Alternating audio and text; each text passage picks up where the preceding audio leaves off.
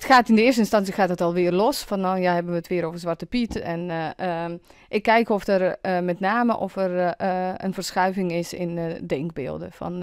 Denken we nu anders dan 3 jaar geleden?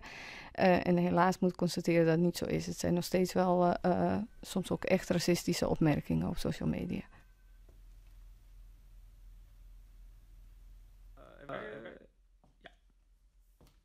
Wat ons vooral zorgen baart is dat bij de jongste kinderen begint. Het begint al bij de beeldvorming dat een blanke man de baas is en dat een donkere, vaak een jongen, een beetje een gek persoon is, een beetje een onnozel, een beetje rondhuppelt. Dus kinderen krijgen ongevraagd het beeld mee, blank is baas en donker is ondergeschikt.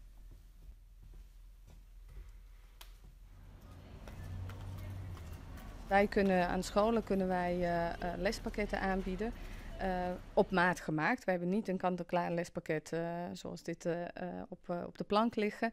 Maar wij gaan altijd in overleg met school van wat is er nodig en wat zouden we kunnen doen om vooral beeldvorming, want daar gaat het om. Het gaat niet om afschaffen van Zwarte Piet, het gaat om de consequentie van beeldvorming in ons leven.